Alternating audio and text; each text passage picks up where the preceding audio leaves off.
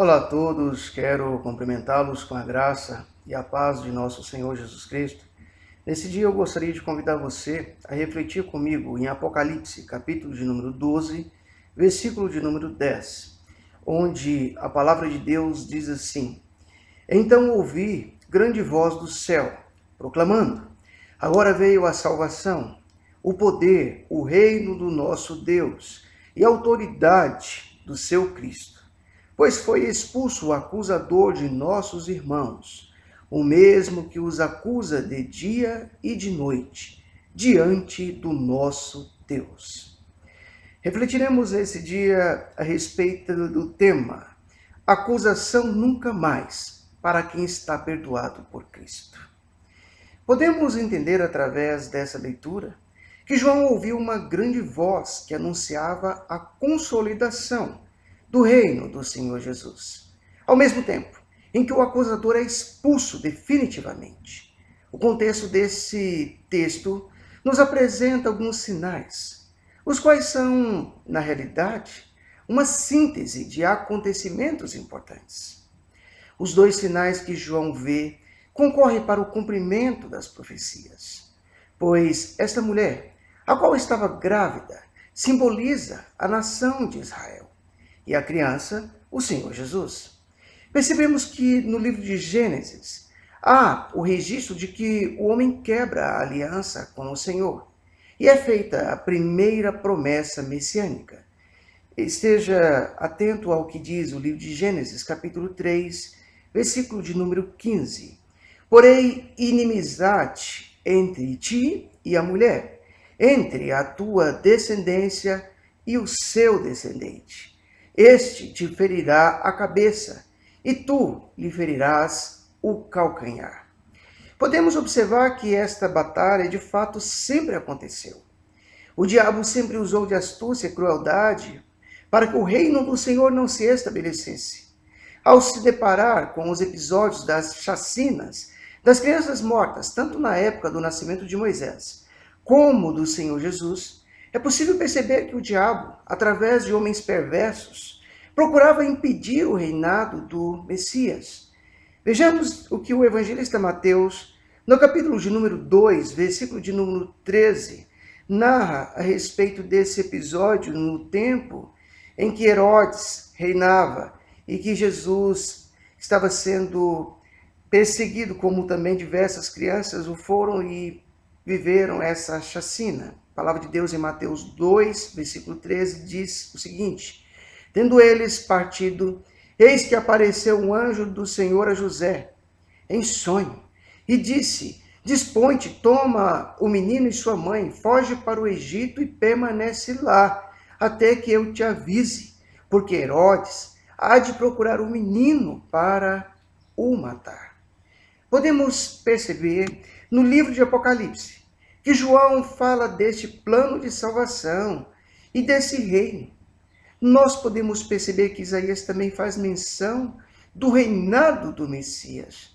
Então leia comigo o que está escrito em Isaías 9, versos 6 e 7. A palavra de Deus diz assim: Porque um menino nos nasceu, um filho se nos deu, o governo está sobre os seus ombros, e o seu nome será maravilhoso, Conselheiro, Deus forte, Pai da eternidade, Príncipe da paz, para que se aumente o seu governo, venha a paz sem fim sobre o trono de Davi e sobre o seu reino, para o estabelecer e o firmar mediante o juízo e a justiça, desde agora e para sempre. O zelo do Senhor dos exércitos fará isto. Mas João fala também das acusações que o diabo faz. O diabo é especialista. Ele o fez contra o justo Jó, essas terríveis acusações.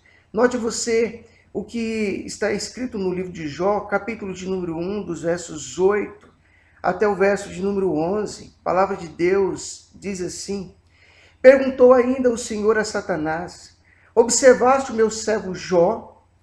Porque ninguém há na terra semelhante a ele, homem íntegro e reto, temente a Deus e que se desvia do mal. Então respondeu Satanás ao Senhor: porventura, Jó de balde teme a Deus? Acaso não o cercaste com sebe, a ele e a sua casa e tudo quanto tem? A obra de suas mãos abençoaste, os seus bens se multiplicaram na terra. Estende, porém, a mão e toca-lhe em tudo quanto tem, e verás se não blasfema contra ti na tua face. É óbvio que eu e você, ao lermos a história, nós perceberemos que o Senhor permite que Satanás toque em tudo que Jó possuía.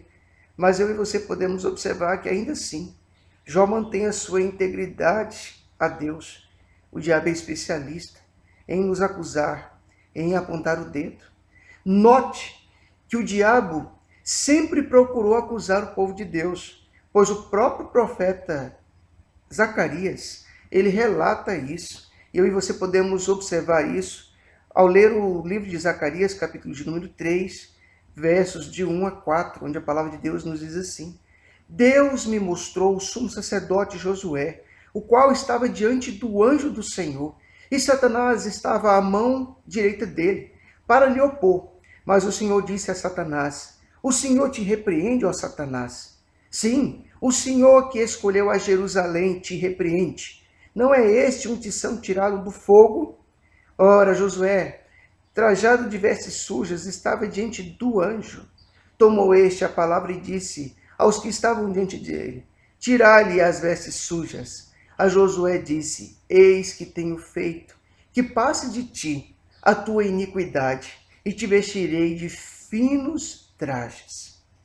O que nos conforta, meu irmão, minha irmã, é saber que a partir do momento em que confessamos os nossos pecados e os abandonamos, o Senhor Jesus, o mesmo que reina eternamente, nos perdoa.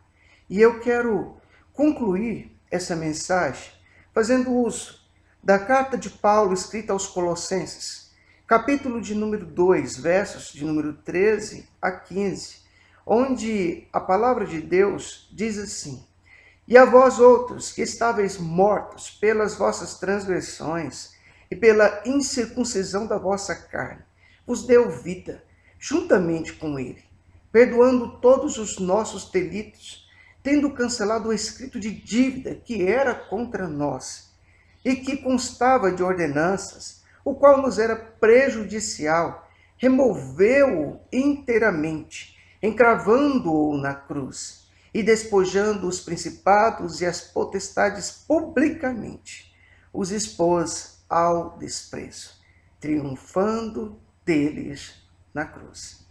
Que em Cristo Jesus, eu e você possamos encontrar essa paz, que o governo do nosso Senhor esteja sobre as nossas vidas, e que eu e você possamos entender que o acusador não mais tem poder sobre as nossas vidas, a partir do momento em que aceitamos o senhorio do Senhor Jesus e que, sem dúvida alguma, eu e você entendemos que abandonando os pecados, que os confessando, que os deixando, o Senhor Jesus tem pleno poder para nos perdoar e nos purificar. Que Deus em Cristo Jesus nos abençoe.